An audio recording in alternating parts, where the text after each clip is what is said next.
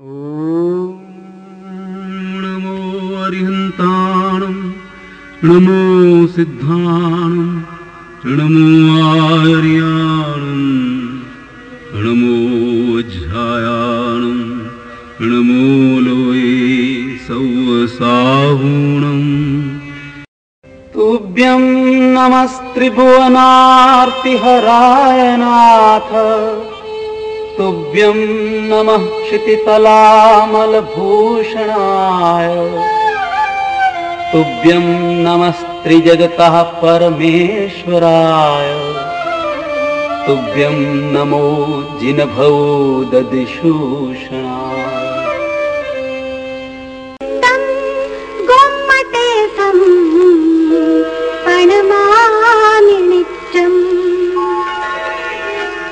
अनादि अनंत की काल धारा में जैन दर्शन ने इस उतरते हुए काल को अवसर्पिणी काल कहा है। इस काल के प्रथम राजा, प्रथम संस्कृति पुरस्कर्ता, प्रथम शिल्प नाट्य कलादि प्रदाता, असी मसी कृषि ब्राह्मी लिपि के प्रथम प्रस्तोता, प्रथम निष्परिग्रही श्रमण और धर्म तीर्थ के प्रथम प्रवर्तक थे ऋषभदेव भगवान। ऋषभदेव से प्रवर्तित धर्म तीर्थ परंपरा विश्व भर में फैली। ऐसी महान और सुदीर्घकालीन तीर्थ परंपरा के परम उपकारक ऋषभदेव भगवान के 100 पुत्रों में से प्रधान थे भरत और बाहुबली। चक्रवर्ती भरत से ही भारतवर्ष नाम पड़ा और बाहुबली वे न केवल प्रथम तीर्थंकर के पुत्र और चक्रवर्ती भरत महाराजा के बंधु थे, परंतु परिपूर्ण केवल ज्ञान पाने वाले इस अवसर्पिणी काल के प्रथम केवल ज्ञानी भी थे। ऋषभदेव भरत बाहुबली को करोड़ों वर्ष बीत जाने पर भी एक अद्भुत अभूतपूर्व एक पाषाण खंड निर्मित भव्य शिल्प प्रतिमा खड़ी है श्रवण बेलगोल में। अहिंसक ऋषभ अनुशासन को प्रसारित करने ऋषभ पुत्रों भरत बाहुबली ने सर्वप्रथम सूत्रपात किया शस्त्रास्त्र रहित अहिंसक युद्ध का। वह कैसे? पिता ऋषभदेव तो श्रमण सन्यासी बनकर आत्म साधना के हेतु वन चले गए थे। राजपाट भरत बाहुबली और 98 बंधुओं को सौंपकर ऋषभ धर्मानुशासन के उत्तराधिकारी ज्येष्ठ पुत्र महाराजा भरत को अपना सार्वभौम चक्रवर्तीत्व सिद्ध करना आवश्यक था, ताकि 6 खंड पृथ्वी पर कहीं भी अनुशासनहीनता न रहे। चक्रवर्तीत्व सिद्ध करने हेतु दिग्विजय के अभियान में भरत की स्वयं की इच्छा आकांक्षाओं का स्थान नहीं था। वह तो भाग्य से बनी एक आवश्यकता थी जो कि उन्हें पूरी करनी थी। नियति के सहज परिणाम की इस व्यवस्था में 3 बड़ी विशिष्ट घटनाएं घटी। भरत अपने राजप्रासाद के सभा भवन में बैठे थे, तब उन्हें 3 अति शुभ समाचार मिले। प्रथम शुभ समाचार वनमाली आकर देता है कि भगवान ऋषभदेव की तपस्या सफल होने से ऋतु प्रकृति भी अनुकूल बनकर लहरा उठी है। देवों ने उत्सव मनाया है क्योंकि भगवान को केवल ज्ञान प्राप्त हुआ है। यह मंगल समाचार मिलते ही भरत महाराज अति हर्षोल्लास पूर्वक 7 पद चलकर अरिहंत परमात्मा पिता का प्रथम वंदन करते हैं। उसी समय आयुधशाला का प्रभारी आकर दूसरा समाचार सुनाता है कि नवरत्न सहित महामहिमापूर्ण चक्र रत्न उत्पन्न हुआ है, तो उनका हर्ष दुगना हो उठता है। इतने में तो अंतपुर का अपना निजी दूत पुत्र रत्न की प्राप्ति का तीसरा समाचार लेकर आता है। अब चक्रेश भी बन गए भरत। चक्रवर्ती तब बनेंगे कि जब 6 खंड पृथ्वी के सारे राजा उनका आधिपत्य स्वीकार कर ले और उनके चक्रवर्तीत्व की घोषणा लिए वो दिग्विजय अभियान प्रारंभ हुआ। सब राजा निर्विरोध रूप से उनका स्वीकार करते हुए झुकते गए।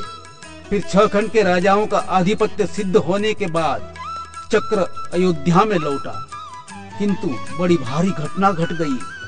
दिग्विजय करके ही आयुधशाला में लौटने की व्यवस्था वाला चक्र बाहर ही रुक गया। चक्र से समस्या खड़ी हो गई। भरत भी चिंतित हुए और प्रजाजन भी। कारण क्या था? अपने ज्ञान से भरत महाराज को यह पता लगा कि उनके भाई बाहुबली ने जो कि उनका अग्रज के रूप में सम्मान करते थे, चक्र के आगे अपना सर स्वाभिमान के कारण नहीं झुकाया था। परंतु अन्य बंधु राजाओं ने तो झुकाया था ना? इसलिए कि वे आदरणीय अग्रज के सामने झगड़ा नहीं चाहते थे। बाहुबली की बात अलग थी। वे भी पूर्व संस्कारी, सम्यक दृष्टि थी, स्वातंत्र प्रेमी, अति बलशाली, स्वाभिमानी होने के साथ साथ उनके भीतर में अहिंसा पड़ी थी। इसलिए बाहर भी वे शांति चाहते थे। परंतु उनकी यह अहिंसा एक अतिशक्तिमान बलवीर की अहिंसा थी, कायर की नहीं। अहिंसा की शक्ति पहचानने के कारण दोनों बंधुओं में अहिंसा का भाव था, कायरता का नहीं। परंतु अहिंसा की यह शक्ति जो विवेक और वस्तु स्वभाव को समझने की क्षमता के कारण आती है, बाहुबली में थी।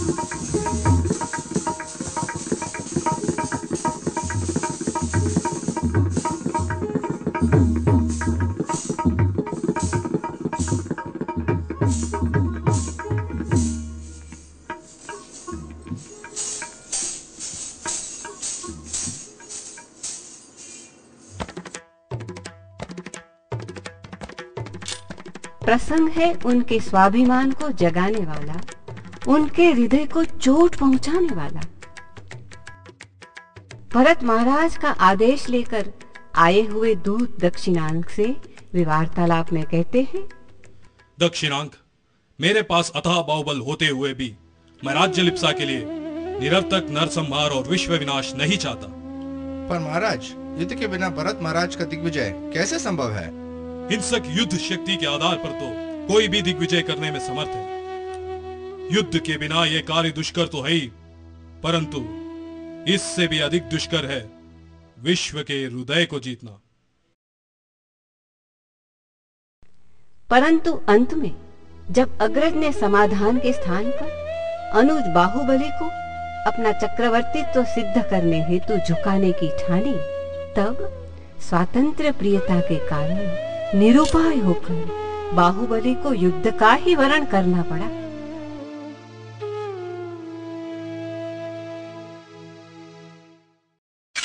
युद्ध, घोर विनाश का युद्ध।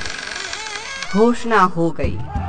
चल पड़ी अयोध्या की सेना पोदनपुर की ओर।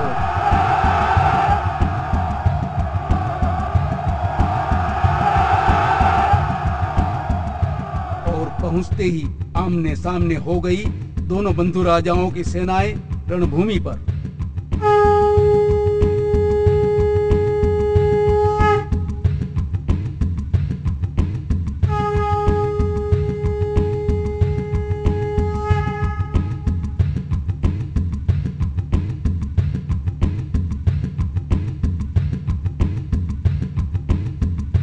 तब तो बड़ा भारी घमासान युद्ध छिड़ गया होगा।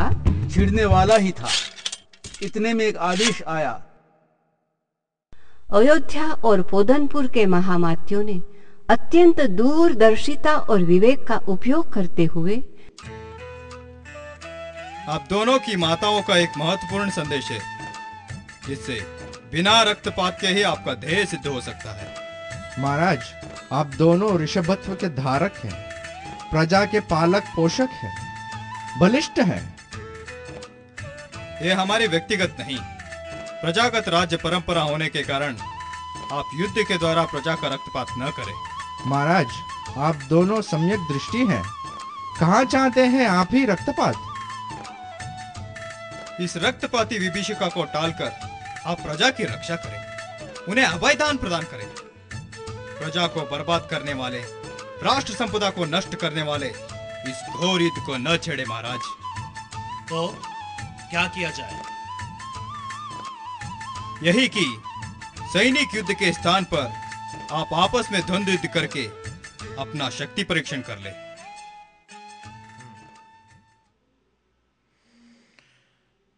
मुझे स्वीकार है। धन्य हो महाराज, धन्य हो। मुझे भी स्वीकार है। धन्य हो आप भी अहिंसानिष्ठ करुणात्मा महाबली, आप महान हैं। तो ठीक है, यह अहिंसक युद्ध 3 प्रकार का होगा। प्रथम दृष्टि युद्ध, द्वितीय जल युद्ध और तृतीय मल्ल युद्ध।